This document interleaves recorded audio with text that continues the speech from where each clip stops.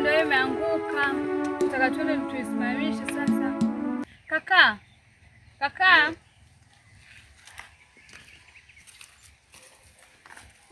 na nyumba tayari ishaanguka hiyo. Tunafaa tukatafute miti ili tuje tuisimamishe, maana mvua hii itabidi make mvua yaja. Alafu mimi na wewe naenda nalisha leo. Leo ni mimi nalisha. Basi uende ukazifungue, mimi acha niende jitahidi kukatakata miti baadhi, alafu tuje tuisimamishe. Sawa, haina shida. Ngoja niende kazifungue nikazilishe. Sawa, usiende mbali. Sawa.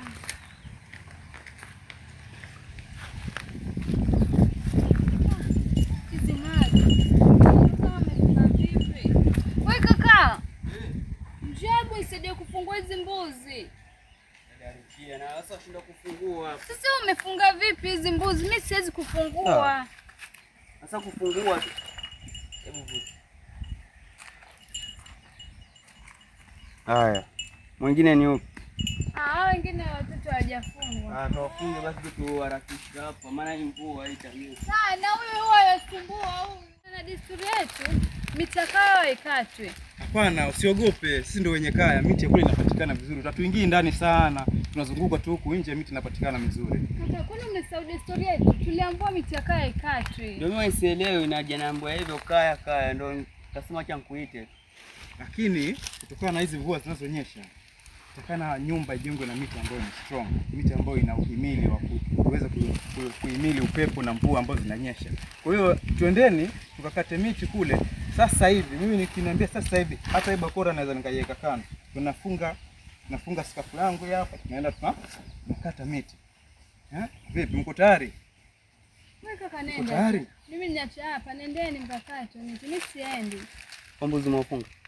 Shafunga. Basi sawa, twende. Sawa, twende. Basi tuatoa hiyo, nikija nije nianze kuchimba. Sawa, haina shida.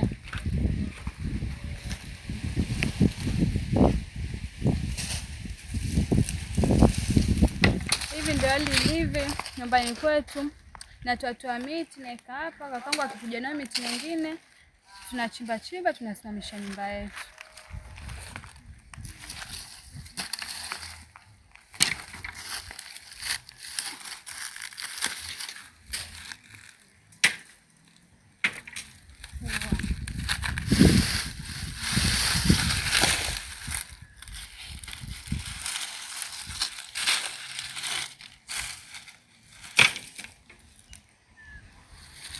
Huku kwetu sisi tunapenda kufuga kuku. Na badala kuku ni hili liliharibika, sasa nataka nilitengeneze, nilirekebishe. Ndio nianze kule